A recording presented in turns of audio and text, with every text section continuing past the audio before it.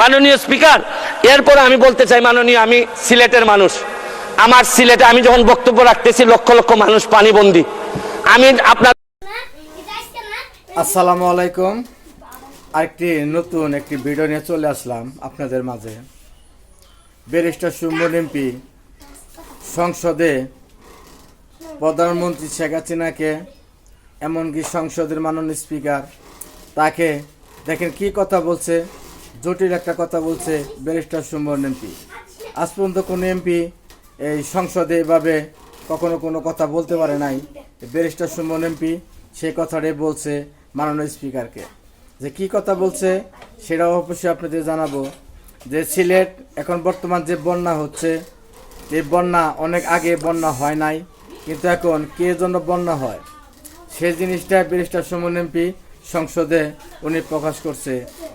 যে আমাদের এখানে যে বন্যা হচ্ছে, বন্যার কারণ কি, সে কারণ খুঁজে পাইছে যে ওই নদীর পাশ দিয়ে একটি রাস্তা আছে, সেই রাস্তার জন্য আমাদের সিলেট বন্যা হচ্ছে।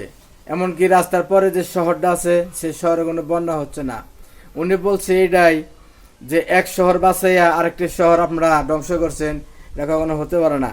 কিভাবে এটা করবেন, সমাধান করবেন মাননীয় স্পিকারের সংসদে উনি বলছেন। কি কথাটা বলছেন চলেন আমরা ঠিক আছি, সরাসরি যাই, আমরা যাব এখন সংসদে।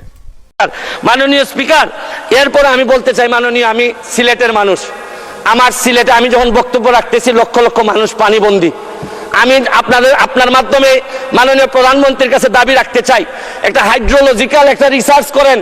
আমাদের এই পানি আগে কখনো বন্যা হইতো না, এইরকম 22-এর বন্যা, 24-এ বন্যা, আমরা একেবারে দেবে গেছি পানির নিচে। মাননীয় স্পিকার, এইটা জানা দরকার যে আমাদের এই ভারত থেকে আসা পানি কোথায় কোথায় বাধা পড়ে, এইটা দেখতে হবে। মাননীয় স্পিকার, অনেকে সন্দেহ করে মিঠামইনের রাস্তাও আমাদের এই দুর্ভোগের কারণ।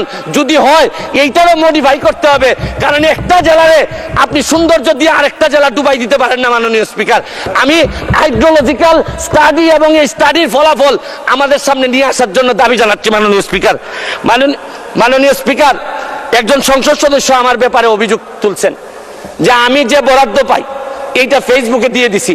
25 কোটি টাকার কথা বলা হয়েছে। আমি বরাদ্দ, মাননীয় সদস্য, আজকে বক্তার তালিকা অনেক বড়, 1 মিনিটে শেষ করুন। শেষ করুন। আমি বলতে চাই যে আমি যত বরাদ্দ এই পর্যন্ত পাইছি, আমি হচ্ছে কি এমপি হিসাবে ট্রাস্টি।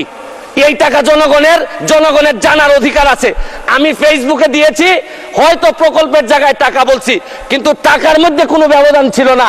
কারণ নতুন জেনারেশন আপনি যা বরাদ্দ পাবেন তা জানতে চায়, এবং আমি বিশ্বাস করি বঙ্গবন্ধুর আদর্শের সৈনিক হিসাবে আমি এই ট্রান্সপারেন্সি আমার মধ্যে এটা থাকতে হবে। এবং আমি এই কথা বলি, আমি আমার